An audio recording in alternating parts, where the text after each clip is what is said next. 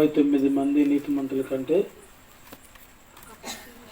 ఒక పాపి విషయమై దేవుడు తన దూతలు ఆనందిస్తున్నారని లేఖనాలు చెప్తున్నాయి. హల్లెలూయా. మరి దేవుడే ఆనందించేటువంటి విషయం కనుక మనం కూడా ఒకసారి చప్పటి తడుతూ దేవుని కనపడదాం. దేవుని స్తోత్రం.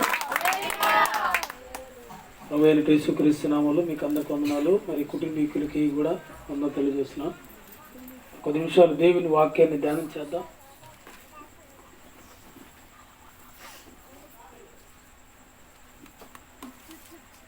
చూడండి, దేవుని వాక్యంలో పరిశుద్ధ గ్రంథం తీసుకుంటే పరిశుద్ధ గ్రంథంలో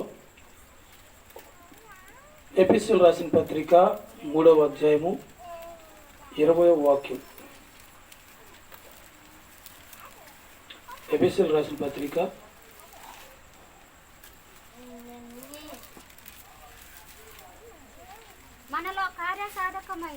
మనలో కార్యసాధకమైన తన శక్తి చొప్పున మనము అడుగు వాటన్నింటికంటేను అత్యధికముగా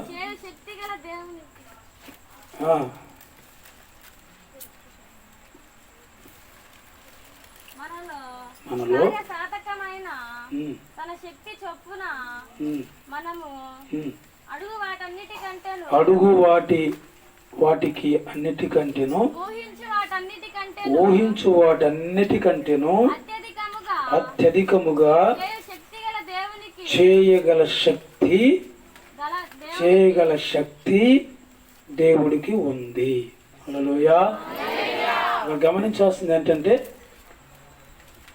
మనలో కార్యసాధకమైన తన శక్తి మనలో కార్యసాధకమైన తన శక్తి చొప్పున మనము అడిగేటి వాటికంటే ఊహించుకున్నటువంటి వాటికంటే అత్యధికంగా చేయగలిగేటువంటి శక్తి దేవునికి ఉంది అని ఆ వచనం స్పష్టంగా చెబుతుంది. ఆ వచనం చెబుతుంది. గుర్తుపెట్టుకోవాలి. గమనిస్తూ కొంచెంసేపు ఓపికతో మీకేం చెప్పినానంటే ఆ పక్క ఇరుకులో కూర్చోబాకండి, ఇక్కడ విశాలం ఉంది చోటు రమ్మని చెప్పినాను. ఈ పక్క గోడ మధ్యలో గాలి లేని పరిస్థితులు. దేవుని స్తోత్రం. హల్లెలూయా. మంచిది. గమనించండి, ఇక్కడ మనము ఆలోచన చేయవలసింది ఏంటంటే మనము అడిగే వాటికంటే ఊహించే వాటికంటే అత్యధికంగా చేయగలడు, ఎందుకంటే అంత శక్తి ఆయనకు ఉంది అని వాక్యం చెబుతుంది. మరి దీన్ని బట్టి మనం ఆలోచన చేసుకోవాల్సింది ఏంటంటే మనం కొన్ని అడుగుతాం, కొన్ని విషయాల్లో దేవుని అడుగుతాం. దేవుని అడిగినప్పుడు దేవుడు ఇవ్వలేదనుకోండి, ఏమంటాము? దేవుడు మన ప్రార్థన వినలేదు. ఇంకా దేవుని మీద తిరుగుబాటు. దేవుని మీద ఏమవుద్ది? తిరుగుబాటు. చెప్పుకొచ్చారు కొంతమంది నాకు, వాళ్ళు కళ్ళారా చూసినటువంటి సాక్ష్యం, వాళ్ళు కళ్ళారా చూసి వచ్చినటువంటి సాక్ష్యం. ఏంటా సాక్ష్యం అంటే, యేసు ప్రభు మనకి ఏం మేలు చేయలేదు కాబట్టి యేసు ప్రభుని వదిలేద్దాం అని విడిచిపెట్టేసి మళ్ళీ యథాప్రకారంగా లోకానికి సంబంధించినటువంటి అనుసరించడం జరుగుతూ ఉంది. తర్వాత వెళ్ళి మన వాళ్ళు కొంతమంది వెళ్ళి వాళ్ళని పరామర్శిస్తే వాళ్ళు చెప్పిన సమాధానం ఏంటంటే ఎప్పుడో అయిపోయింది, జరిగిపోయింది, ఇక లాభం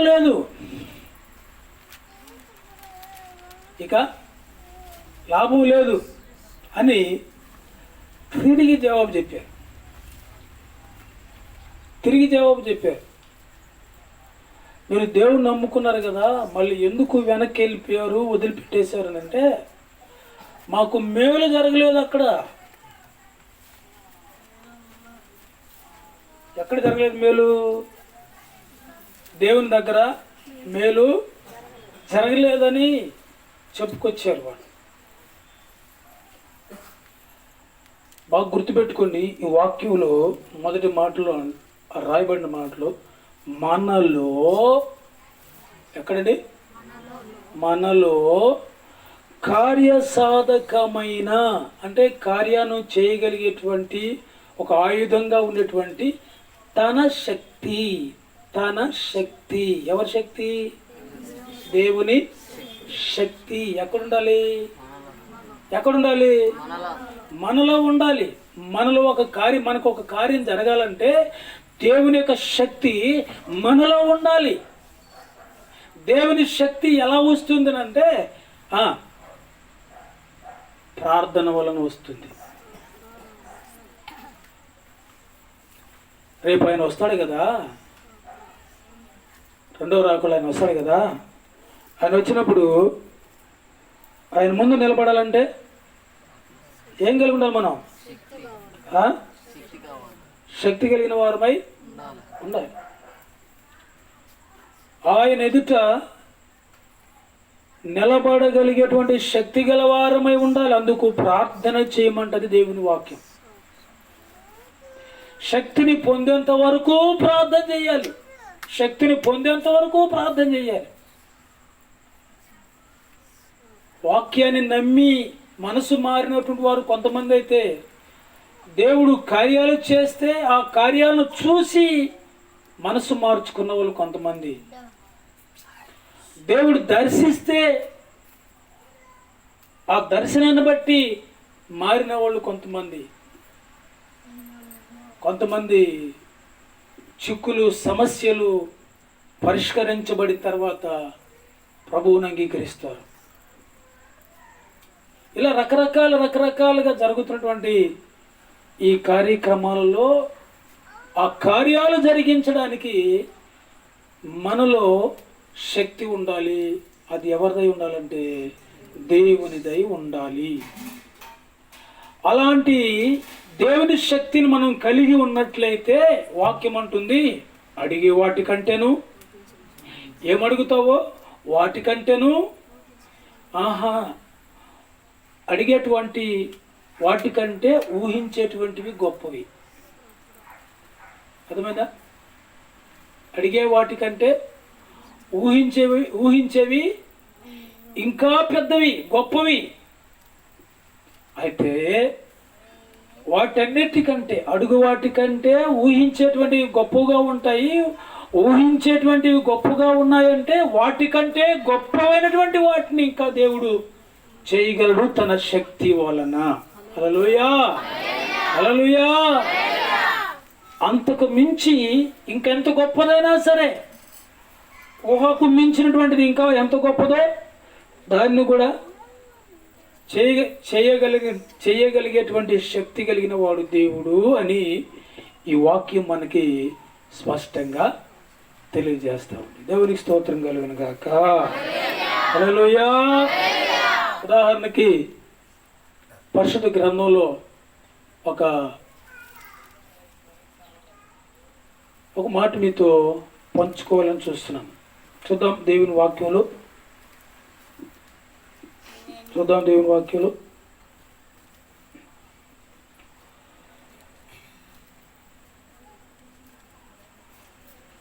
ప్రియులరా, మీతో నేను పంచుకున్నటువంటి మాటలు, ఒక మాట ఏంటో మాట అంటే, గిద్యోను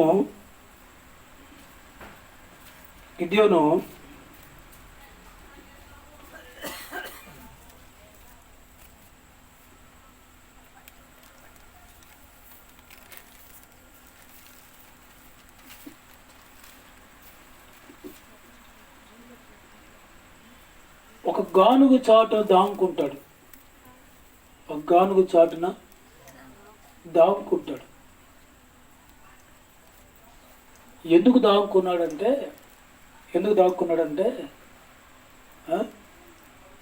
దేవుడు చేయడని కాదు, చేస్తాడని తెలుసు.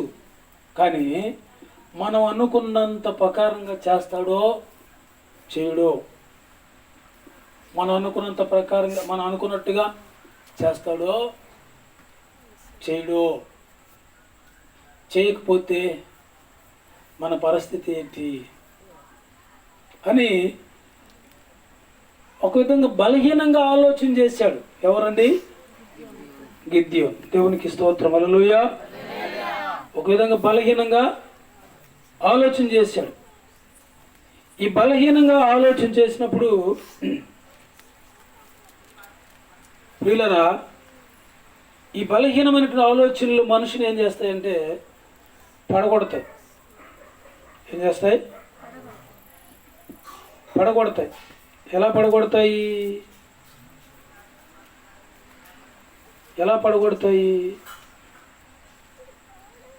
అంటే ఎలా పడగొడతాయనంటే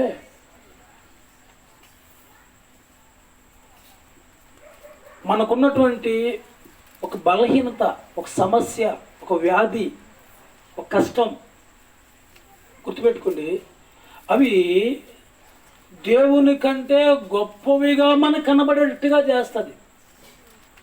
మనకున్నటువంటి బలహీనమైన ఆలోచన, మనలో ఉన్నటువంటి బలహీనమైన ఆలోచన దేవుడి కంటే ఈ సమస్య గొప్పది, దేవుని కంటే ఈ కష్టం గొప్పది, దేవుని కంటే మనకునే బాధ గొప్పది.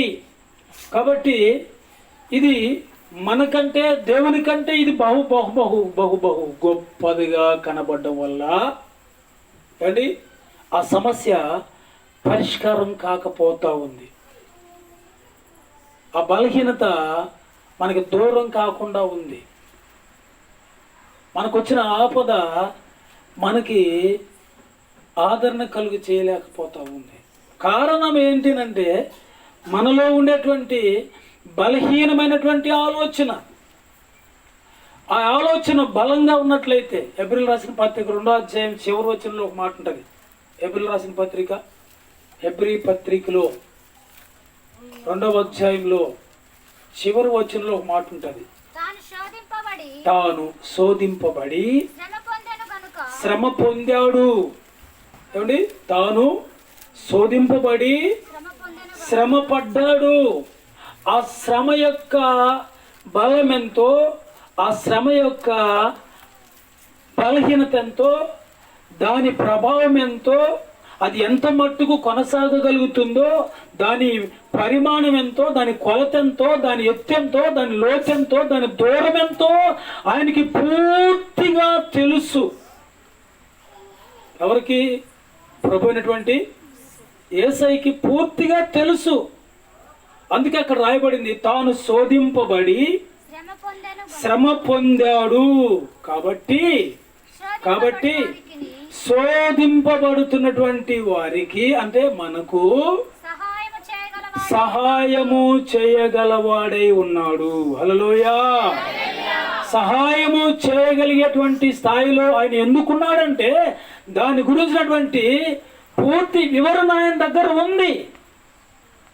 దాని గురించినటువంటి ఏ ఆలోచన కావచ్చు, బలహీనత కావచ్చు, సమస్య కావచ్చు, కష్టం కావచ్చు, శోధన కావచ్చు, శ్రమ కావచ్చు, నిన్ను మించినది నువ్వు అనుకుంటున్నావే, దాని గురించినటువంటి విధానం, వివరణ మొత్తం తెలుసు ఆయనకు. అందుకని ఆయన ఏం చేస్తాడంటే దాని గురించినటువంటి పరిష్కారాన్ని ప్రభువు మనకి ఇస్తాడని దేవుని వాక్యం అక్కడ సెలవిస్తుంది. హల్లెలూయా, హల్లెలూయా. అడిగే వాటి కంటే, ఊహించే వాటి కంటే అత్యధికమైనటువంటివి మనకు చేయగలిగినటువంటి విశ్వాసం మనకు ఉండాలి. కానీ బలహీనమైన ఆలోచనలు మనకు ఉన్నట్లయితే, ఇదిగో ఈ గిద్యోను లాగా ఎక్కడికి వెళ్ళి దాక్కున్నాడు? గానుగు చాటుకి వెళ్ళిపోయి ఏం చేస్తున్నాడు? దోలు కొడుతున్నాడంట. ఏంటి? అక్కడేదో ఒక పని ఉంది కదా, ఆ పని చేసుకుంటున్నాడు. చేయవలసిన పని ఏంటంటే దేవుని ప్రజల్ని సైన్యంగా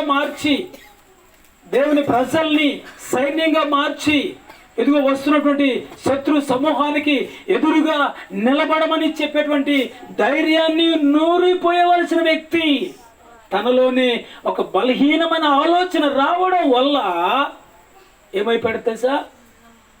తనే నిలబడలేదు, కానీ ఇంకా వాళ్ళందరినీ నిలబెట్టగలడా అండి?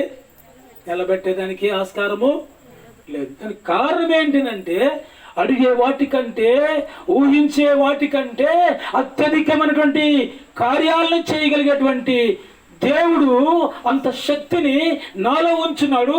ఆ శక్తి ఆయనదై ఉన్నదనేటువంటి ఒక మనోధైర్యం, విశ్వాసం అతనిలో లేకపోవడం వల్ల. ఆమేన్. హల్లెలూయా. అంటే నేను నూతనంగా సేవకు వచ్చినాను, కొత్తగా సేవకు వచ్చినాను. వచ్చి ఒక సంవత్సరం దాటింది. సంవత్సరం దాటిన తర్వాత కొంతమంది సంఘ బిడ్డల వల్ల మనసు కొంచెం కష్టమైంది. నాకు మనసు కొంచెం కష్టమయ్యి ఏమనుకున్నానంటే, ఈరోజు వీళ్ళకి వాక్యం చెప్పకూడదు అంటే, ఈరోజు వీళ్ళకి వాక్యం చెప్పకూడదు, వీళ్ళే ప్రార్థన చేసుకోవాలా, వీళ్ళే పాటలు పాడుకోవాలా, వీళ్ళే కీర్తన చదువుకోవాలా, వీళ్ళే అన్నీ చేసుకోవాలా, వాక్యం చెప్పకూడదు వీళ్ళకి అని నేనేం చేసినానంటే, ఒక 7-8 కిలోమీటర్ల దూరం అంతేనా లేక ఎక్కువే ఉంటుందో తెలియదు నాకు, వేరే గ్రామానికి వెళ్ళిపోయాను. వేరే గ్రామానికి వెళ్ళిన తర్వాత ఆ గ్రామంలో ఒక మందిరం ఉంది. ఆ మందిరానికి 11 అయినా ఇంకా రాలా మందిరంలోకి ఎవరు సంఘబిడ్డలు. ఎన్ని గంటలకు రావాలి మామూలుగా ఆరాధన కంటే? 10 గంటలకు వచ్చేయాలి. 11 అయినా రాలేదు ఆ మందిరంలోకి. అయితే తలుపు తీసేసినారు. ఎవరో ఒక అబ్బాయి వచ్చి మాత్రము అంతా చిమ్మి సాపులు వేసాడు. ఆ సాపులలో ఆ చివరిని కూర్చున్నాను. ఎందుకంటే వాళ్ళ సంఘం కదా, నా చోటు ఇది అంటారు కొంతమంది. తర్వాత వచ్చిన ఇక్కడ నేను కూర్చునేది వారం అంటారు. రిజర్వేషన్ చేసుకుంటారు కదా, ఏ తలనొప్పి లేకుండా చివరి కూర్చొని నా మనసారా దేవుని సన్నిధిలో కన్నీరు కార్చుకుంటూ ప్రార్థన చేసుకుంటూ బాగా మునిగిపోయినాను. నేను కన్నీటిలో బాగా మునిగిపోయినాను. 11:30కి ఒక 10-15 మంది వచ్చేసారు. వచ్చిన తర్వాత ఇంకా మామూలుగా ప్రార్థన జరిగింది, పాటలు పాడారు. నాకు పాట సమయించారు. నేను కూడా మహోన్నతుడని యేసన్ గారి పాడిన పాట పాడాను. మహోన్నతుడని పాట పాడిన తర్వాత ఆయన నా పాటతో కూడా ఆపేసి ఇంకా నా వాక్యం చెప్పుకుందామని వాక్యం చెప్పడం మొదలుపెట్టాడు పాస్టర్ గారు. మొదలుపెట్టిన వాక్యంలో ఏమంటాడంటే, గిద్యోను నువ్వంత యుద్ధం అంతా అక్కడ పెట్టేసి పోరాడవలసినటువంటి పోరాటం అంతా ప్రక్కన పెట్టి ఈ గానుగు చాటు వచ్చి తోక్కున్నావు ఎందుకు అనగానే నా గుండెల్లో ఒక పెద్ద బెరసపోటు పడింది. ఎందుకు తెలుసా? నేనే ఆ గిద్యోన్ని. హల్లెలూయా. దేవుడు మాట్లాడ్డా? పాస్టర్ గారు మాట్లాడేది? దేవుడు గట్టిగా దేవునికి స్తోత్రం. హల్లెలూయా. దేవుడు మాట్లాడాడండి. ఆ గిద్యోనులో నుంచి ఆ గిద్యోను స్థానంలో నేనున్నానని స్పష్టంగా ఒక తెరగొడ్డేసి ఆ తెరగొడ్డు మీద బొమ్మేసి చూపించినట్టుంది. నేనేను అక్కడ ఉండేది. ఆ గానుగు చాటున్నది ఎవరంటే నేనేను. చేయవలసిన యుద్ధాన్ని వదిలిపెట్టేసి, చేయవలసిన పోరాటాన్ని పోరాడకుండా, అక్కడ విజయాన్ని దేవుడు ఇవ్వబోతుంటే విజయాన్ని పొందకుండా అపజయానికి గురైపోయి అవమానానికి పాల్పడడానికి ఈ గానుగు చాటు వచ్చి దాముకున్నటువంటి గిద్యోను లాగా నేనున్నానని ఇంకా పశ్చాత్తాపడిపోయాను. ఇంకా బాగా కుంగిపోయాను. బాగా కృంగి ఏడ్చుకొని, ప్రభువా నా జీవితంలో ఇంకెప్పుడు కూడా ఎలాంటి పరిస్థితుల్లో కూడా నాయన ఈ విధంగా సంఘాన్ని విడిచిపెట్టి ఎప్పుడు వెళ్ళనయ్యా. ఆమేన్. హల్లెలూయా. ఒకసారి రాజమండ్రికి వెళ్ళాం, పెద్ద పంగిడిని ప్రాంతానికి వెళ్ళాం. ఆదివారం ఆరాధన ఇక్కడ. అయితే అంత పెద్ద మీటింగ్లో ఆదివారం గుర్తుకొచ్చిన తర్వాత, నేను చేసినటువంటి నిబంధన గుర్తుకొచ్చిన తర్వాత వాళ్ళు ఎవరికి నేను జవాబు చెప్పలేదు. అయ్యా నేను అర్జెంటుగా ఊరికి వెళ్ళిపోవాలని బండికి చక్కగా వచ్చేసాను. ఆదివారం ఆరాధన జరుపుకున్నాను. దేవునికి స్తోత్రం. హల్లెలూయా. చెన్నైలో 3 రోజులు 4 రోజులు మీటింగ్ జరుగుతుంది. మామూలుగా 3-4 రోజులు మీటింగ్లలో ఆదివారం వచ్చిందంటే ఆ మీటింగ్లో మన వాళ్ళందరూ అక్కడే ఉంటారు, నేను వచ్చేస్తాను. నేను వచ్చి ఉన్న వారితో ఒక 10 మంది కానీ ఒక 15 మంది కానీ వారితో ఆరాధన జరుపుతాను. ఎందుకంటే నేను దేవునితో నిబంధన చేసుకున్నాను. హల్లెలూయా. ఏం చేశానండి? దేవునితో నిబంధన చేసుకున్నాను. ఏమని? ఇంకెప్పుడైనా కూడా సంఘాన్ని విడిచి ఎక్కడికి వెళ్ళనయ్యా.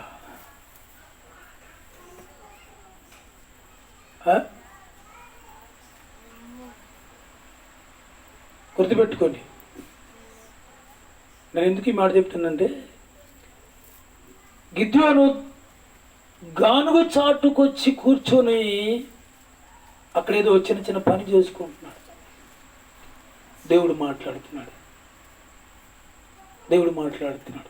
గిద్యోను, నీవు లేచి నీకు ఎదురుగా వస్తున్నటువంటి శత్రు సైన్యాన్ని ఆపగలిగేదానికి నేను నిన్ను వాడుకుంటాను పద అన్నాడు. పద అంటే, ఏమో నాయన నాకైతే ఏమి తెలీదు, ఇంక మొత్తం నీదే అని భారమంతా దేవుని మీద పెట్టి ముందుకు సాగాడు. దేవునికి స్తోత్రం కలిగాక.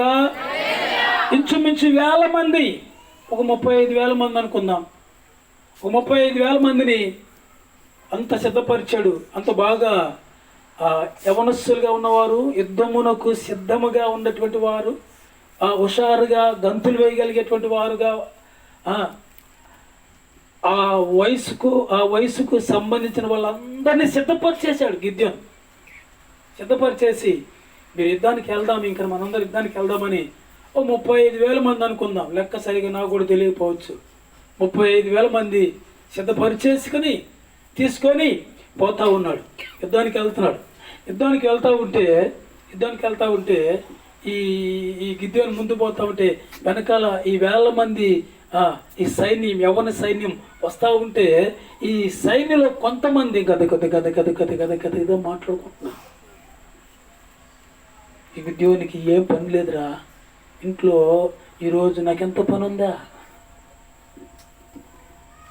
మనలో కూడా చాలామంది అనుకుంటారు, ఈ సార్కి ఏం పనులు, ఎప్పుడు చూసినా పాత్రలే పెడుతూనే ఉంటాడు అంటే లోపల 2-3 కలుసుకొని ఈరోజు ఆగి రేపన్న ఎల్లుండి పెట్టుకోకూడదా అనుకుంటూ వస్తున్నారంట. ఈ సమూహంలో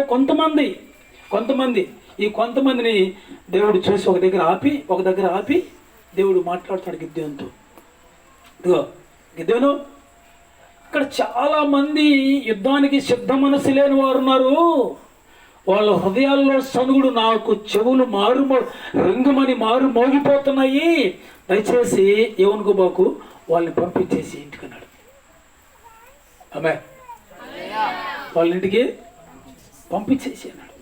ఏంది ప్రభువా, వాళ్ళు చూస్తే లక్షల మంది ఉంటారు, కనీసం మేము 1000 మందిలో కాకపోతే విజయం ఎలా దొరుకుతుంది మాకు? ఆ యుద్ధం చేయకపోతే విజయం ఎలా దొరుకుతుందంటే, నీకెందుకు నేను పంపించమన్నానా? చిత్తం పంపించేసి ఇంచుమించు 10,000 మంది వెళ్ళిపోయారు వెనక్కి. పోతే ఇంకెంతమంది ఉంటారు ఓరమరిగా? 25,000 మంది ఉన్నారు అనుకుందాం. ఈ 25,000 మందిని కొంత దూరం కొనసాగించేటప్పటికి దేవుడు ఒక ఆలోచన చెప్పాడు. ఏం ఆలోచన చెప్పాడంటే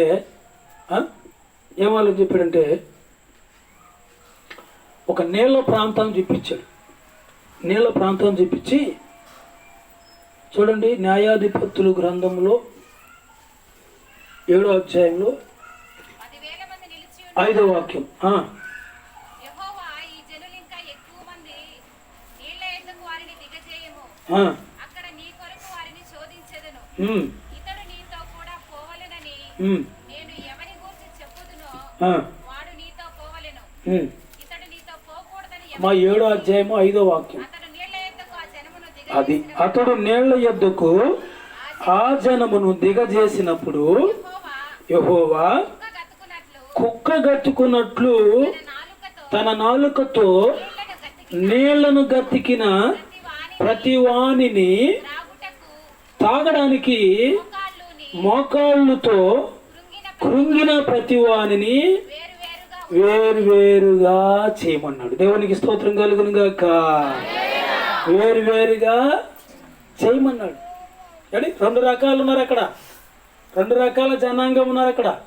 ఒకరేమో చేతులు ముంచుకొని తాగుతారు, కొంతమంది చేతులు ముంచుకొని తాగుతారు. చేతులు నీళ్ళలో దిగిన తర్వాత మీకు ఆ అనుభవం ఉందో లేదో కానీ మామూలుగా అయితే ఇప్పుడు కుళాయిలు వచ్చేసినాయి, మినరల్ వాటర్ ట్యాంకులు వచ్చేసినాయి, ఇంటింటికి కుళాయి పైపులు వచ్చేసినాయి. దిగులేదు, మనకి దిగులేదు. కొంచెం పెద్ద తలకాయలను అడిగితే పొలంలోకి పనికిపోతే ఆ పెద్ద కాలువ ఉంటుంది, పెద్ద కాలువ మన పెన్నలో నుంచి ఒక కాలువ చేరుతుంది, ఒక పెద్ద కాలువ.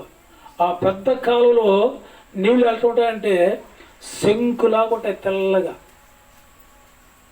ఆ నీళ్ళని ఆ తెప్పరలు కొట్టుకొని, అంటే ఆ చెత్త చెదారం లేకుండా అటు తట్టుకుంటే తోటగా ఉంటాయి నీళ్ళు. ఆ నీళ్లు తాగేవాళ్ళు. కొంతమంది ఎలా తాగేవాళ్ళు అంటే ఊతే దుమ్ము ఆ పైన ఆ తేప అంతా వెళ్ళిపోద్ది, అప్పుడు నీళ్ళు తాగేవాళ్ళు. కొంతమంది ముంచుకొని చూసుకొని తాగేవాళ్ళు. అంటే 2 రకాల సంబంధించినటువంటి వారు, 2 రకాలకి సంబంధించినటువంటి వారు అక్కడ కనబడతారు మనకి. ఒకరేమో కుక్క గతికినట్లు తమ నాలుకతో నీళ్ళని గతికారంట. కుక్క గతికినట్టుగా నీళ్ళని గతికారంట కొంతమంది మోకాళ్ళ మీద కృంగి నీళ్లు తాగారంట. హల్లెలూయా. అమ్మ కింద మాడుతుంది నాయన. చేతితో నోటికి అందించుకొని గతికిన వారి లెక్క 300 మంది. అంటే 300 మంది లాస్ట్కి మిగిలిపోయారు. ఈ 300 మందిని దేవుడు గిద్యోనికి అప్పగించాడు. గిద్యోని ఇంక అడుగుంటాడు ఒక మాట, అయ్యా ఈ 300 మంది ఏంటి, ఈ మిగిలినటువంటి జనాంగం ఏంటి అని అడుగుంటే దేవుడు అని ఉంటాడు గిద్యోనితో, వీళ్ళతో కూడా మనకి ఇంక అవసరమే లేదు. ఎందుకంటే అల్లతో మాడుతుంది. మళ్ళీ చేతితో నోటికి నీళ్లు అందించుకొని గతికిన వారి లెక్క 300 మంది. అంటే మోకాళ్ళ మీద మోకాళ్ళ కింద మోటించారు. ఏం మోటించారండి? మోకాళ్ళు కింద మోటించి చేతులతో ముంచుకొని తాగారు. కొంతమంది మోకాళ్ళు లేకుండా ఆమానే నీళ్ళ మీదకి ముఖాన్ని వంచి ఊదుకొని తాగారు, నోటితో తాగేశారు. కొంతమంది అలా తాగలేదంట, మోకాళ్ళు వేసి. హల్లెలూయా, హల్లెలూయా. మనకు ఒక విజయం కలగాలంటే, దేవుని దగ్గర నుంచి ఒక ప్రతిఫలం మనకు రావాలంటే, దేవుని దగ్గర నుంచి ఒక మేలు మనకు కలగాలంటే, ఒక సహాయం మనకు దొరకాలంటే, దేవుడు మనకు కృపను అనుగ్రహించాలంటే, దేవుడు మనకి ఏదైనా సహాయము ఇవ్వాలనుకున్న ఉద్దేశం ఆయనకి కలగాలంటే ఖచ్చితంగా మనకు ఉండవలసినటువంటి అనుభవం ఏంటంటే మోకాళ్ళ యొక్క అనుభవం. ఇది లేకుండానే, ఈ అనుభవం రాకుండానే, ఈ అనుభవంలోకి మనం అడుగులు పెట్టకుండానే దేవుడు మనకి ఇవ్వలేదు, దేవుడు సహాయం చేయలేదు, దేవుడికి అది చేతగాలేదు. ఒక ఆయన ఉండేవాడు, ఈ మధ్య నేను సేవలు ఉన్నప్పుడు, పల్లెపళ్ళు సేవలు ఉన్నప్పుడు ఒక ఆయన అనేవాడు, దేవుడికి మోకాలు చేతులు బిర్రు లేదురా. దేవుడికి మోక చేతిలో ఏం లేదంట, బిర్రు లేదంట. ఆయన అనేవాడు, ఏమనేవాడంటే, మా పక్కనుండే వాళ్ళు బ్రహ్మాండంగా ఉన్నారు, మేమెందుకు ఇంకా దరిద్రం అనిపించాలి నేను ఆయన నమ్ముకొని కూడా అండి. గుర్తుపెట్టుకోండి బాగా, మన మనస్సులో ఆలోచన ఆయన మీద ఉండవలసినటువంటి ఆలోచన బలంగా ఉంటే, బలమైనదిగా ఉంటే, ఆ ఆలోచన బలహీన పడకుండా ఉంటే దేవుడి నీ పట్ల కార్యం చేయడా? వాక్యం ఉంటుంది, మనలో కార్యసాధకమైనటువంటి తన శక్తి, కార్యాన్ని చేయగలిగేటువంటి ఆయన శక్తి, నువ్వు అడిగే వాటికంటే, ఊహించే వాటికంటే అత్యధికమైనటువంటి మేలులను, కార్యాలను చేయగలిగేటువంటి శక్తి దేవునిది. అంత గొప్ప శక్తి కలిగిన దేవుడు నీ పక్షాన ఉన్నాడు కదా, మరి నువ్వెందుకు బలహీనంగా ఆలోచన చేస్తున్నావు? ఎవరిది ఇక్కడ మిస్టేక్? ఎవరిది ఇక్కడ పొరపాటు? ఎవరిదవుతుంది? దేవుడిదవుతుందా? మనదవుతుందా? గుర్తుపెట్టుకోవాలి. ఆలోచన చేసుకున్నటువంటి వాళ్ళు ఎవరైనా సరే దేవుడిని పట్టుకొని, ఆయన చేయి పట్టుకొని, ఆయన అడుగు జాడల్లో నడుచుకుంటూనే వెళ్తారు. హల్లెలూయా. పిల్లలు, అలాంటి ఆలోచన లేనటువంటి వాళ్ళు ఎంతటి వారైనా వెనకడుగు వేయవలసిన పరిస్థితులు వచ్చేస్తే వాళ్ళకి వెనకడుగులు వేసేస్తారు. వేయకుండా ఉండలేరు, ఎందుకంటే వాళ్ళ ఆలోచనలు బలహీనపడ్డాయి కనుక. దేవుని స్తోత్రం. హల్లెలూయా. పిల్లరా, మొత్తానికి ఎంతమందితో దేవుడు చెయ్యాన్ని సమకూర్చాడంటే 35,000 మందిలోకి మనం లెక్క పెట్టుకున్నాం. ఎంతమందిని?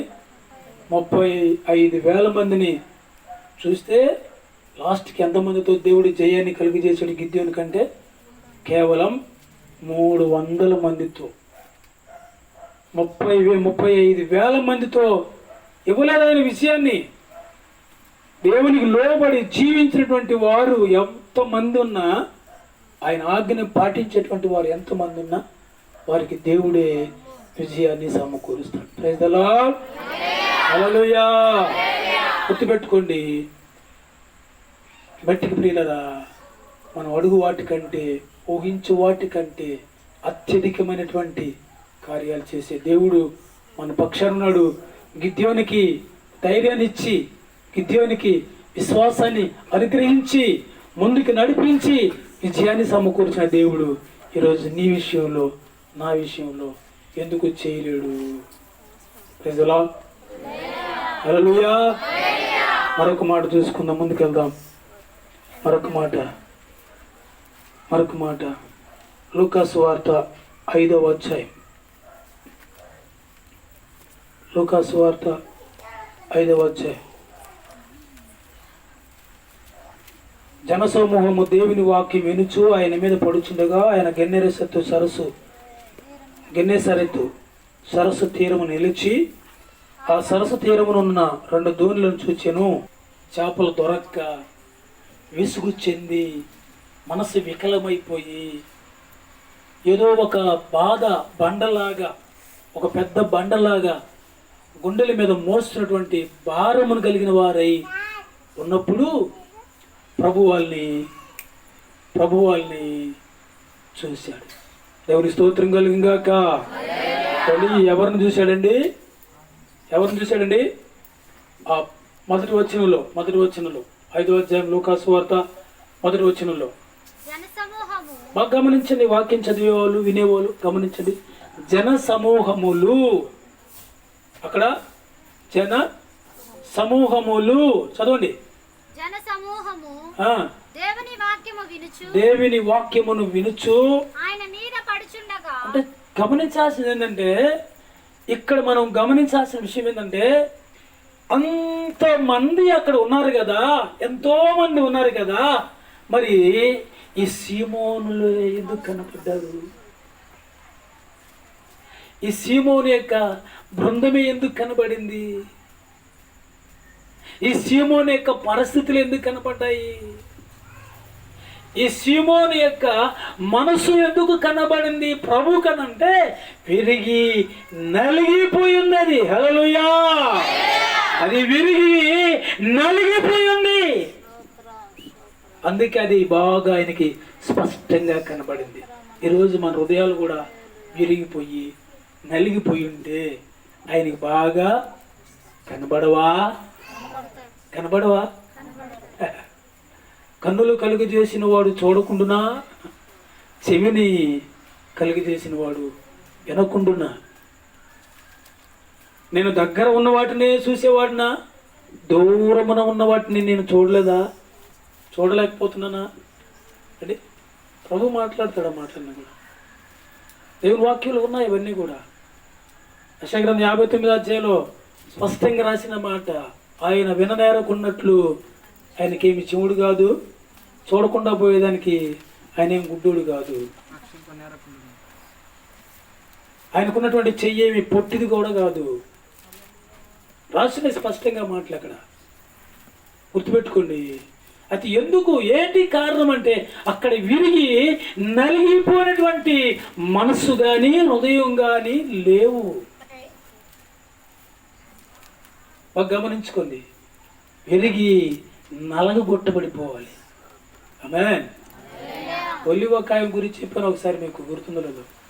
ఒలివ కాయ గానుగలు వేస్తే ఏమైపోద్ది అంటది, కొంచెంసేపు కాసేపు ఏమవుతుంది గానుగలు వేస్తే, ఆ గానుగులో మధ్యలో పెద్ద బండ గర్ర తిరుగుతుంది కదా, ఈ చుట్టుపక్కల ఉన్నటువంటి బండకి ఆ బండకి మధ్యలో పడితే ఎక్కడ నలిగిపోతామో మనము, నలిగిపోతే ఏమైపోతామో, నలిగిన తర్వాత అది శ్రేష్టమైనటువంటి ఈవవుతుందన్న సంగతి తెలియదు దానికి. అందుకని నలగకుండా ఆ రాళ్ళకి ఆ రాయికి ఈ రాయికి మధ్యలో నలిగేటప్పటికి విరిగేటప్పటికి ఎగిరి పడిపోయి మళ్ళీ పక్కన పడుతుంది. మళ్ళీ ఇంకొకసారి పోదాం అనుకుంటారు. మళ్ళీ ఒక్కొక్కరి జీవితం అలా ఉంటుంది. ఒక్కొక్కరి జీవితం ఇప్పుడే కాదు దేవుడు నమ్ముకునేది, వయసు అంతా అయిపోయిన తర్వాత అప్పు నమ్ముకోవాలి. ఈ కాయలు పడవు గబక్కున, ఈ గానుగులలో పడవు. కొంతమంది దేవుడు నమ్ముకున్నా భక్తి గురించి మాట్లాడేటప్పుడు వచ్చేటప్పటికి నాతో అన్న మాటలు మీతో చెప్తాను. నాతో అన్న మాటలు, మనం మరీ నీతిగా ఉండకూడదు పాస్టర్ గారు, మరీ నీతిగా ఉండకూడదు. ఇది ఏమి అలా ఎందుకని అంటే వాళ్ళు నాకు చెప్పినట్టు జవాబు ఏంటంటే, మరీ నీతిగా ఉంటే కష్టాలు ఎక్కువ వస్తాయంట. ఏమొస్తాయంట? శ్రమలు ఎక్కువ వస్తాయంట. అందుకని మరీ నీతిగా ఉండకూడదు. మరి ఇది ఎంత మటుకు సమంజసమో, దేవునికి స్తోత్రం కలుగాక. ఇలా విరిగి నలిగినటువంటి హృదయము ఏదైతే ఉంటుందో, ఎవరికైతే ఉంటుందో వాళ్ళు దేవుని దృష్టికి స్పష్టంగా కనబడతారంటారా? కనబడరంటారా? అమ్మా కొంచెం గట్టిగా చెప్తారా? ఖచ్చితంగా. కృంగిన వేళలో నన్ను లేవనెత్తుతూ కృపగంబడి కృపను చూపినా, కృంగిన వేళలో నన్ను లేవనెత్తను చూపినా, దయాతిశయమా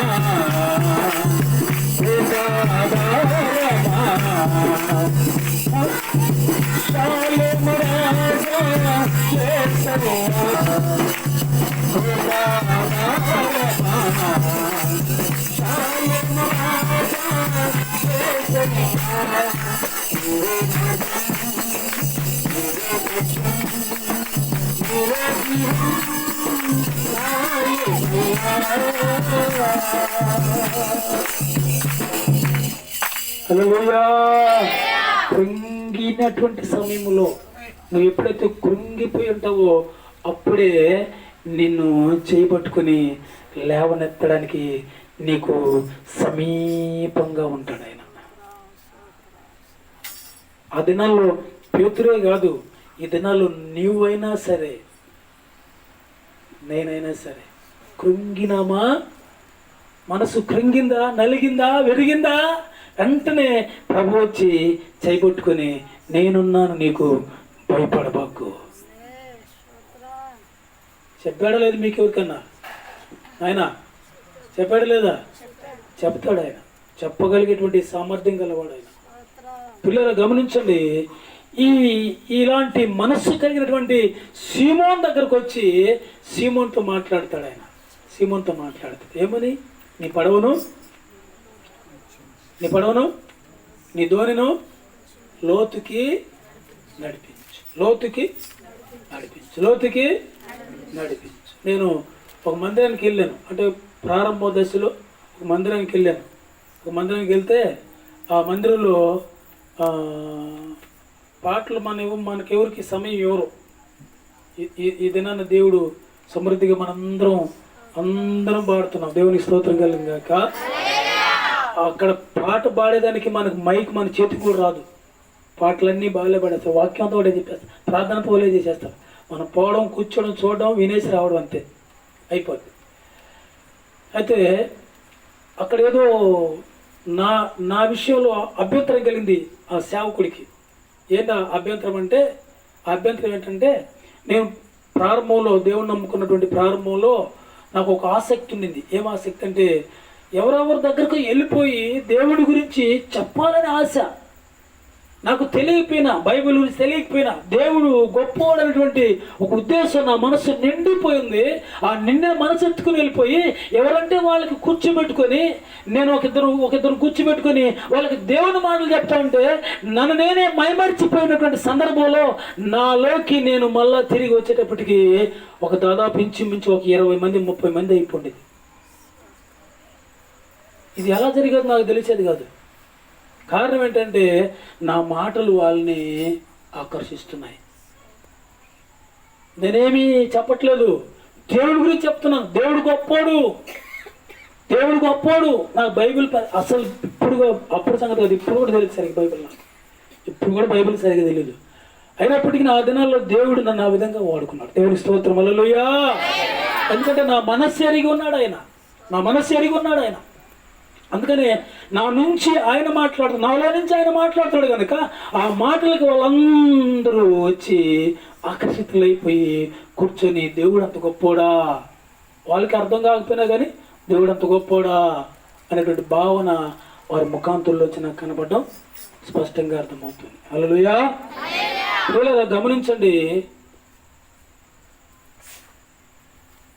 ఆ సందర్భంలో నేనేదో ఒక పాస్టర్ని అయిపోతానని బలిపీఠం గారి చెప్తున్నాను. పాస్టర్ అంటే తెలియదు, సేవకుడు అంటే తెలియదు, సంఘం అంటే తెలియదు నాకు.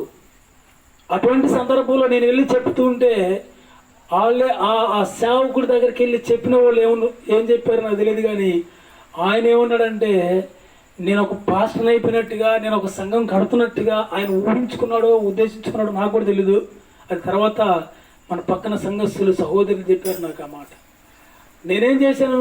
సువార్త చెప్తున్నాను. అనేక మంది మందిరాన్ని తీసుకురావాలని, దేవుని దగ్గర తీసుకురావాలని, దేవుని వాక్యానికి వాళ్ళందరినీ అంటగట్టాలని ఉద్దేశం నాలో ఉండేది. దేవుని సన్నిధిలో మరొక ఆలోచన నాకు లేదు. అయితే అక్కడ ఏం జరిగిందంటే, పాస్టర్ గారికి నా మీద మనస్తాపం వచ్చేసింది. ఏంటంటే, నేను పాస్టర్ ఉన్నాను కదా, నేను సేవకు ఉన్నాను కదా, మరి నాకు తెలియకుండా నువ్వు ఎట్లా వాక్యం చెప్తావు అని ఆయన బాధ. నాకు చెప్పకుండా నువ్వు ఎలా వెళ్తావు చెప్పడానికి అని ఆయన బాధపడుతున్నాడు. కానీ అలా చెప్పకూడదన్న సంగతి కూడా తెలియదు నాకు. నేను దేవుని మాటలు చెప్పాలని ఆశ నాకు, అంతే. ఎట్లా కూడా చెప్పి మేము కూడా వస్తాం, మందిరం కంటే మేము కూడా వస్తాం, దేవుడి కాడి కంటే తీసుకొని పోదాం అనేటువంటి ఆశ, తపన నాలో ఉంది.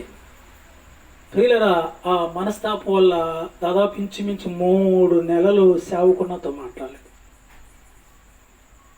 3 నెలలు సేవకున్నతో మాట్లాడలేదు. 3 నెలలు మాట్లాడకుండా ఉంటే నా సహనం ఓడిపోయింది. ఇంకా నా పాస్టర్ గారు నాతో మాట్లాడలేదు అని నేను వేరే సంఘానికి వెళ్దామని వేరే సంఘానికి వెళ్ళిపోయాను. వేరే మందిరానికి వెళ్ళిపోయినా. 3 నెలలు నాతో మాట్లాడలేదు. నేను పలకరిస్తాను, పలకలేదు నాతో. నేను వెళ్ళి వందలు చెప్తున్నా కూడా ముఖం తిప్పుకొని వెళ్ళిపోయింది. నేను చేసిన పాపం ఏంటంటే ఆయనకి చెప్పకుండా పోయి దేవుని మాటలు చెప్పడం. అది బైబిల్లో మాటలు కూడా కాదు. దేవుడు మంచోడు, దేవుడు సహాయం చేస్తాడు, దేవుడు గొప్పోడు, ఆయన మన కోసం చచ్చిపోయినాడు, మన కోసం ప్రాణం పెట్టాడు, మన కోసం రక్తం కార్చాడు, మన పాపాన్ని కడగతాడు. ఇవే నా వాక్యాలు అంతే. అక్కడికి పెద్ద వాక్యాలు. అందుకని 3 నెలలు నాతో మాట్లాడకపోలేదు. నేను వేరే సంఘానికి వెళ్ళిపోయాను. ఆ సంఘంలోకి పోతే ఆ పాస్టర్ గారికి చదువు లేదు, వాక్యం చెప్పేటువంటి జ్ఞానం లేదు. ఆయన ఎప్పుడు తీసుకున్నా బైబిల్ తీసుకుంటే, బైబిల్ ఇలా పెట్టుకుంటే నోరు తెరిస్తే ఒకే వాక్యం. యోహాను సువార్తలో 4వ అధ్యాయంలో సమర స్త్రీ కొండొదిలేసింది. ఇంచుమించు నేను అక్కడ ఒక 6 నెలలు దాకున్నాను. ఈ 6 నెలల్లో ఏరే మాట నాకు వినబడలేదు. మరి ఆయనేం సేవకుడు, ఆయనేం సంఘం నడుతున్నాడు నాకు అర్థం అవ్వలేదు. Praise the lord. పిల్లలు గమనించండి. బట్టిగా మీతో చెప్పే మాట ఏంటంటే, సీమోను విరిగి నలిగినటువంటి హృదయంతో ప్రభు కనబడ్డాడు. వెంటనే ప్రభు లోతుకి నీ ధోనిను నడపమన్నాడు. 6 నెలలు ఈ మాటే చెప్తా ఉంటే 6 నెలలు పర్లేదు, కానీ ఒక 4 వారాలు ఒకే వాక్యం చెప్తాను. మీకు ఎట్లా చెప్పండి? చెప్పిందే చెప్తాను, మారుపోటు చేయను, చెప్పిందే చెప్తాను. ఎలా ఉంటుంది? ఒకవేళ మీ మీ మీ మనసులో ఒక మాట చెప్తారా? మీకు ఎలా అనిపిస్తుంది? పోయిన వారం చెప్పిన వాక్యం మళ్ళీ చెప్తున్నాడు. ఏరేదన్నా చెప్పకూడదా సార్? 2వ వారం అనుకుంటారు. తొలి వారం చెప్పినావా అయిపోయింది, 2వ వారం చెప్తే ఆ మాట అంటారు. అదే వాక్యం 3వ వారం చెప్తే అక్కడ ఉండరు. అమ్మ వెనకున్న వాళ్ళు చెప్పండి, ఉంటారా? వెనకున్న వాళ్ళు చెప్పండి, ఉంటారా? ఉండరా? మీ తలలో ఒప్పుతున్న మాట రావట్లే బయటికి. ఉండరు. ఏంటంటే ఒక సామెత ఉంది కదా, చెప్పిందే చెప్పరా, అట్లయిపోద్ది పరిస్థితి. అందుకని దేవుని సంగతి చేసి చెప్తున్నాను. నేను వాక్యం చెప్పిన దగ్గర ఎక్కడన్నా నేను వాక్యం చెప్పినప్పుడు ఆ వాక్యము మళ్ళీ ఇక్కడ చెప్పాలంటే చెప్పలేను నేను. ఎందుకంటే ఒక్క మనిషి వచ్చి ఉండదు అక్కడి నుంచి. ఆ ఒక్క మనిషి కోసము ఆ వాక్యం చెప్పనీకనా, అక్కడ చెప్పిన వాక్యం చెప్పను. ఎందుకంటే అక్కడ ఉన్నటువంటి వాక్యము ఒక్క మనిషి వచ్చి కూర్చొని వాక్యం చెప్పేటప్పుడు ఇంత ఉండదు అనమాట. అప్పుడు ఇవి ఎందుకు వచ్చి ఉంటుంది? అదే చెప్తాడు ఇక్కడ, ఎందామని వచ్చి ఉంటుందా? కాదు. గమనించండి. నీ ధోనిను లోతుకి, నీ ధోని ఎక్కడ పంపించాలి? లోతుకి నడిపించు. లోతుకు నడిపించే కొద్దికి కొన్ని విషయాలు తెలుస్తాయి. Praise the lord. మొత్తానికి సీమోను ధోనిని లోతుకి నడిపించాడు. ఇక్కడ వలవేయి అన్నాడు. యేసు ప్రభు. వలవేయమంటే యేసు ప్రభుకి ఒక మాట చెప్తాడు. ఆయన ఏమని చెప్తాడు తెలుసా? ప్రభువా ఇక్కడే రాత్రంతా వేసాము, ఇక్కడే రాత్రంతా వేసాం ప్రభువా, మాకు ఏమీ చేపలు దొరకలేదు, పడలేదు అంట. అయినా మళ్ళీ అయినను నీ మాట చొప్పున వల వేస్తానయ్యా. హల్లెలూయా. నీ మాట చొప్పున వల వేస్తానయ్యా అని. మన ఇష్టానుసారం కాదు, కానీ ఆయన మాట చొప్పున, ఆయన ఆలోచన చొప్పున, మన బలహీనమైనటువంటి ఆలోచన చొప్పున కాదు, బలమైనటువంటి ఆయన ఆలోచన చొప్పున. ఆయన ఆలోచన కర్త కనుక ఆయన ఆలోచన చొప్పున నువ్వు ఏ పనైనా చెయ్యి, నువ్వు ఎక్కడికన్నా వెళ్ళు, ఏ విషయంలోనైనా నువ్వు కాలు పెట్టు, అక్కడ ఖచ్చితంగా నీకు మేలే జరుగుతుంది. హల్లెలూయా. సహాయం దొరకకుండా ఉండే ప్రసక్తే లేదు. పరిస్థితి. ఇక్కడ గమనిస్తే ప్రియులరా, ఇక్కడ గమనిస్తే సీమోను ఏలినవాడ రాత్రంతయు మేము ప్రయాసపడ్డాం కానీ మాకేమీ దొరకలేదని చెప్పిన తర్వాత అయినను నీ మాట చొప్పున వల వేస్తానని వల వేసాడు. ఆరో వచనం వారలాగు చేసి విస్తారమైన చేపలు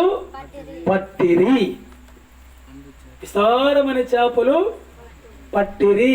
హల్లెలూయా. అంటే మనం అనుకుందాం రాత్రంతా వేశారు కదా, మరి విస్తారమైన చేపలు ఎలా వచ్చాయి అక్కడికి? ఎలా వచ్చి ఉంటాయి? ఒకసారి మనం ఆలోచన చేసుకుందాం. ఎలా ఆ సందర్భానికి ఆ ప్లేస్ ఎక్కడుందో అక్కడికి మన మనసు వెళ్ళిపోయి ఉండాలి. మన మనసు అక్కడికి వెళ్ళిపోయి ఉండాలి. పేతురు వల వేసినటువంటి ఆ రాత్రికాల సమయంలో వేసిన వల ఆ ప్రాంతంలోకి మన మనసు వెళ్ళిపోవాలి. అక్కడికి వెళ్ళినప్పుడు అక్కడ ఏం జరిగింది అంటే పరిశుద్ధాత్మ దేవుని యొక్క ఆలోచన మనకు అక్కడ స్పష్టంగా కనబడుతుంది. ఆయన ఆలోచన మనకు కనబడుతుంది. అక్కడ ఏమి కనబడుతుంది? ఎలా కనబడుతుంది అంటే ఈ చేపలు ఉన్నాయి కదా, ఈ చేపలన్నిటికీ ఆయన స్వరం వినబడింది. ఏమని నా భక్తుడు ఒకడు ఇక్కడ పడబోతున్నాడు, జాగ్రత్తగా భద్రంగా అంటే పై పొల్లుకి కింద పొల్లుకి లోపలుండే ముళ్ళుకి తగలతాడేమో, ప్రాణం పోతుందేమో, జాగ్రత్త సుమా. చెప్పలేదా? ఎవరికి చెప్పాడు? యోనాకి చెప్పాడు. యోనా గురించి చేపకు చెప్పాడు. చేప ఏం చేసింది? చేప ఏం చేసింది? ఆయన చెప్పినట్టుగా చేసింది. ఎలా చేసిందంటే 3 రోజులు అది కూడా ఉపవాసం ఉందంట. ఎందుకని? అంతకు ముందు తిన్నటువంటి ఆహారము ఏదన్నా ఒక చేప ముళ్ళు ఏదన్నా ఒక కత్తిలాగా ఉండి డొక్కలో పొడుచుకుని అనుకోండి, యోనాకి దెబ్బకు తెచ్చి ఊరుకుంటాడు. అందుకని ముళ్ళు ముడకలు ఏమి లేకుండా మెత్తటి పానుపులాగా లోపల చేసి పెట్టిందంట చేప. రైతులా యోనా గ్రంథంలో చదివితే 2వ అధ్యాయం చదివితే నాసు అని రాయబడతాడు. నాచు లోపల ఏముందండి? లోపల పాచి పట్టినటువంటి నాసు ఉందంట. నీసే మెత్తటి పానుపు అయిపోయింది ఆయనకి. ఆ పేగులన్నీ మెత్తటి పానుపులాగా అయిపోయినాయి. గడాంధకరమైన చీకటైనా కానీ లోపల ఏమాత్రం మీకు హాని చేసే వస్తువు ఒక్కటంటే ఒకటి కూడా లేదు. గుర్తుపెట్టుకోండి.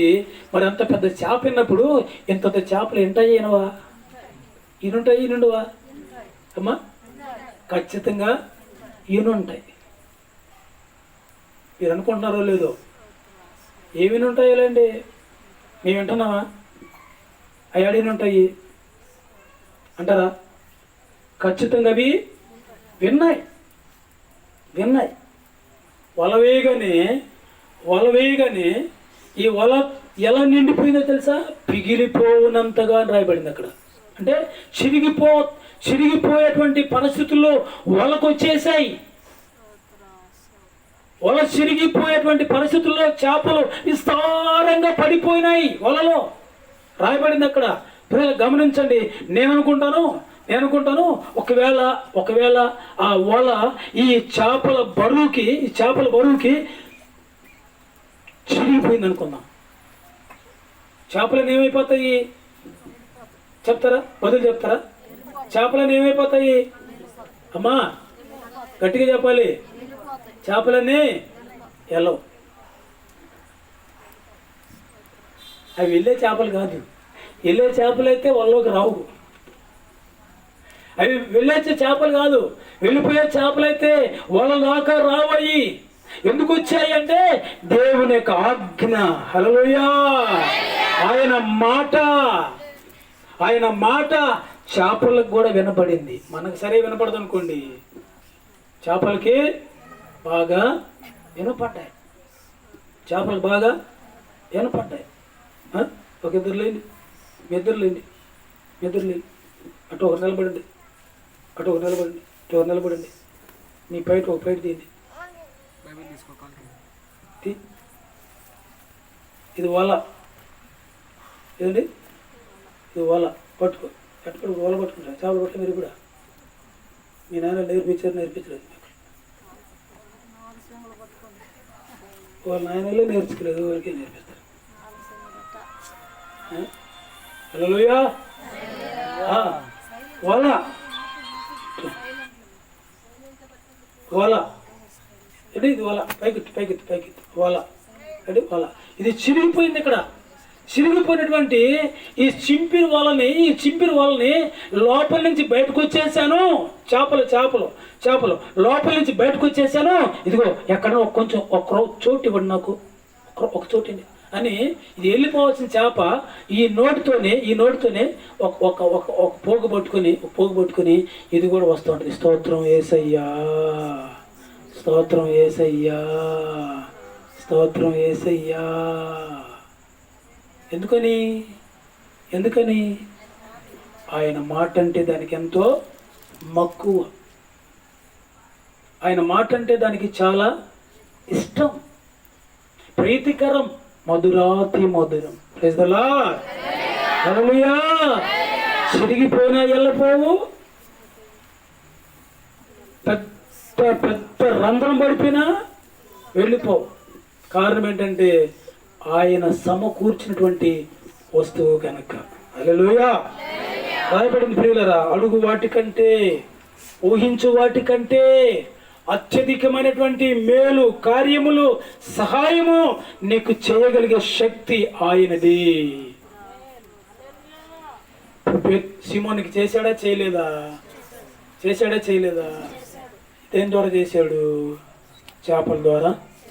విస్తారమైన చేపలు తన జీవితంలో ఏ విధంగా కృంగిపోయినాడో, ఆ కృంగినటువంటి వేళల్లో, ఆ కృంగిన సమయంలో దేవుడు ఆయన్ని ఓదార్చి బలపరిచి స్థిరంగా నిలబెట్టే దేవుడు.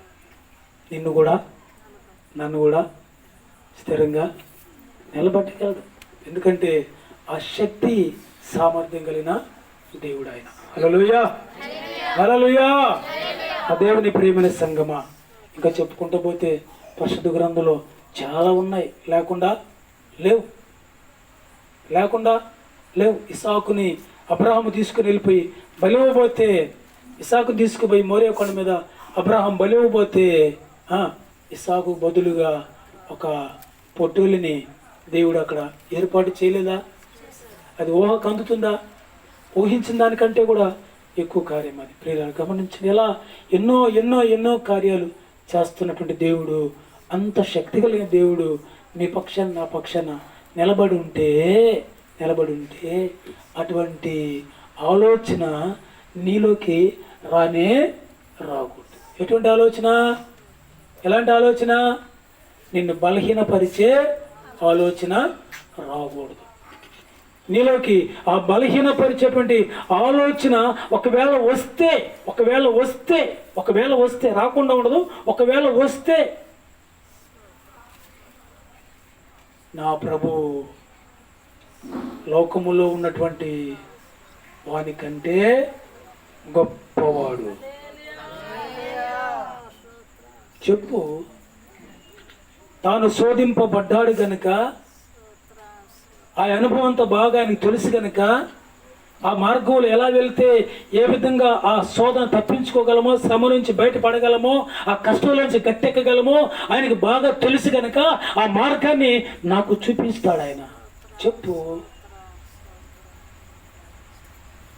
మీరు శోధనలో ప్రవేశించకుండా ఉన్నట్లు మెలకువగలిగి ప్రార్థన చేయండి అని నాకు చెప్పున్నాడు ఆయన. చెప్పు. ఆ బలహీన పరుస్తుందే, ఆ బలహీనతకు చెప్పు ఆ మాట. అడిగే వాటికంటే, ఊహించే వాటికంటే అత్యధికమైనటువంటి కార్యాలు చేయగలిగే శక్తి నాలో ఉంచిన దేవుడు. బలహీనమా, నువ్వెందుకు నన్ను బలహీనపరుస్తావు అని అడుగు. చెప్పు, తరుము, దాన్ని గద్దించు. ఆమె ఆ మనసు రాదా? ఆ ఆలోచన రాదా? ఎంతసేపటికి బలహీనంగానే మాట్లాడము, ఎంతసేపటికి బలహీనంగానే ఆలోచన చేయడము, ఎంతసేపటికి బలహీనతకే చోటు ఇవ్వడం. ఈ మధ్య ఒక ఒక ఒక ఒక ఆమె వచ్చింది, అంటుంది, అంటే బాప్తిసం పొందింది, మళ్ళీ బంగారంగా పేరు పెట్టుకుంది, మళ్ళీ మందిరానికి వెళ్తూ ఉంది. గమనించండి, వెళ్తూ ఉంది. నేను అన్నాను, ఏ సాతానా పోయే అనలా. నేను అన్నట్టుగా, ఏ సాతానా పోయే, యేసునామములో పోయే. చాలామందికి ఇది ఒక అలవాటు అయిపోయింది. బాగా అంటారు, బాగానే మంచి మంచి మంచి పాస్టర్లు ఉన్నారు, దెయ్యాలను గద్దించే పాస్టర్లు ఉన్నారు, లేకుండా బాగాలేదు ఉన్నారు. కానీ నాకు తెలిసినటువంటి మాట ఏంటంటే, బాప్తిసం పొందుకున్నావు, మంచి పేరు, దేవుని పేరు పెట్టుకున్నావు, ప్రతి వారం మందిరానికి వెళ్తున్నావు, మరి నీకు అర్థం కాలేదా ఎవరిని కనపరుస్తున్నావు? నీ మనసులోకి ఎవరిని రప్పించుకున్నావు? నీకు ఇంకా అర్థం కాలేదా? దేవుణ్ణా,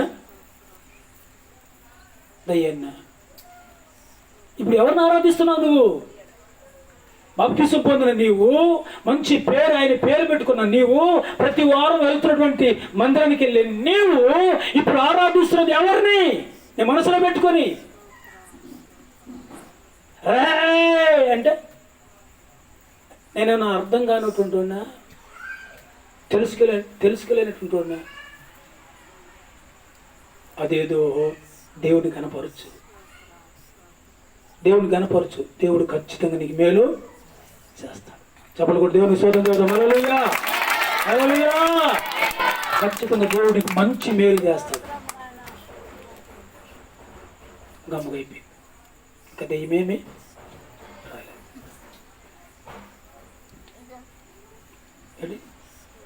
దేవుడికి కనపడద్దాము, దేవుడు ఖచ్చితంగా మనకు మేలు చేస్తాం. ప్రార్థన చేసుకుందాం. కళ్ళు ఉంచితే, కళ్ళు మూసుకుంటే ప్రార్థన చేసుకుందాం. కళ్ళు మూసుకుంటే కళ్ళు ఉంచుకుందాం, కళ్ళు మూసుకుందాం, ప్రార్థన చేసుకుందాం.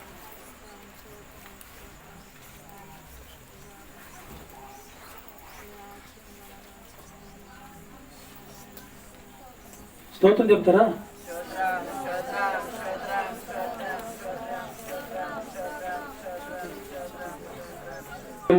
నేను నివసించుట నా జీవిత ధన్యతయున్నది. మహోన్నతుడా నీ కృపలోనే నివసించుట, మహోన్నతుడా నీ కృపలోనే నివసించుట, నా జీవిత ధన్యతయున్నది, నా జీవిత ధన్యతయున్నది. మహోన్నతుడా నీ కృపలోనే నివసించుట, మహోన్నతుడా నీ కృపలోనే నివసించుట, జీవిత ధన్యతయున్నది. పొరువారినా జీవితాలను చిగురింపజే కలవలినా, పొరువారినా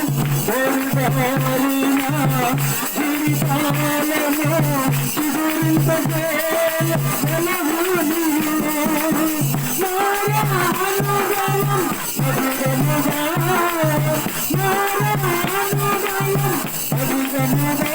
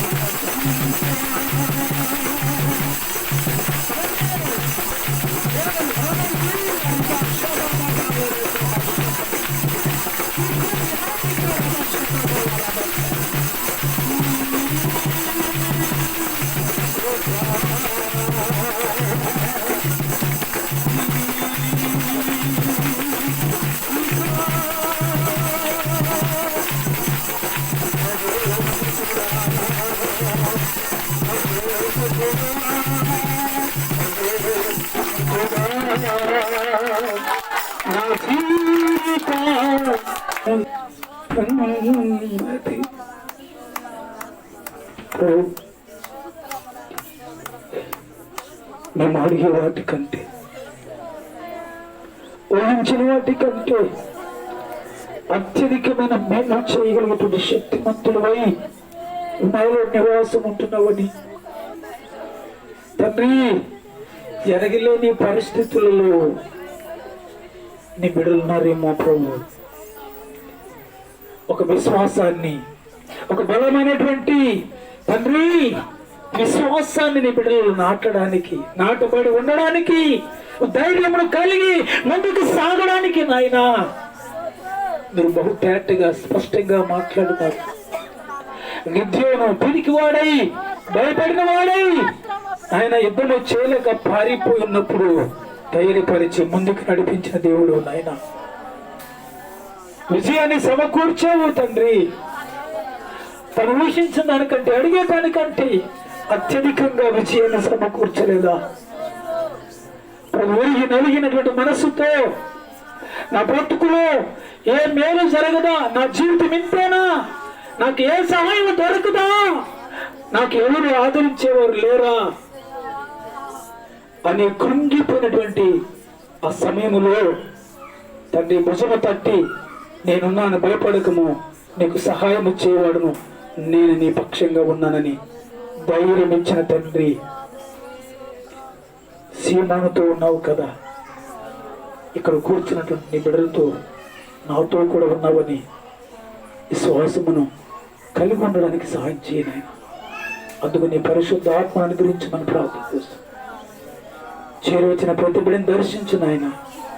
కూడొచ్చిన ప్రతి ఒక్కరితో మీరు ఇప్పటివరకు మాట్లాడున్నారయ్యా. తండ్రి, నీ మాట వింటే ఎంత శ్రేష్టకరమైన మేలులు, ఆ ఆశీర్వాదాలు, అంత సహాయం నాకు దొరుకుతుందో, అంత దాన్ని నేను పోగొట్టుకుంటున్నానేమో. నీ మాట వినలేక ప్రభువా, ఇది మొదలుకొని నీ మాట నేను జాగ్రత్తగా వింటానయ్యా. నీ మాట వింటే నాకు మేలు దొరుకుతుందని ఎంతమంది నీ బిడ్డలు ఆశపడుతున్నారో తండ్రి, అటు వారందరికీ నీ కృప దయచేయండి. ఈ ప్రాంతం అంతటి దర్శించు నాయన. నీ కృపా సమాధానంతో నింపు నాయన. విశ్వాసము, ధైర్యమును, బలమును తండ్రి వారికి కావలసినటువంటి నీ శక్తిని సమకూర్చు తండ్రి. విజయము, దిగ్విజయమును కలుగు చేసి తండ్రి మేలుకు ప్రతి మేలు నీ బిడ్డలు కలుగు చేయమని ప్రార్థన చేస్తున్నానయ్యా. ఈ కుటుంబాన్ని మీరు జ్ఞాపకం చేసుకున్నారు, ఆశీర్వదించున్నారు తండ్రి. ఆ ఆశీర్వాదములో పాలు పుప్పులు పొందాలని ఆశ కలిగిన ప్రతి బిడ్డను కూడా దర్శించండి, బలపరచండి, సహాయం చేయండి.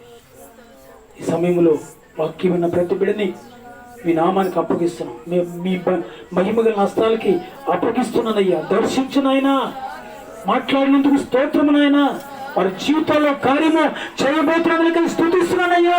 నీ కార్యం జరిగిందని విశ్వాసమైన ప్రతి బిడ్డకి విషయాన్ని సమకూర్చినందుకు స్తోత్రము నాయన.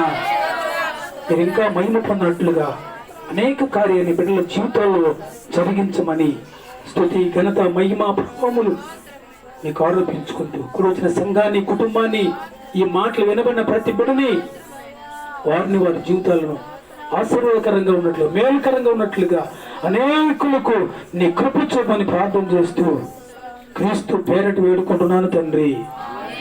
ఆమేన్ ఆమేన్.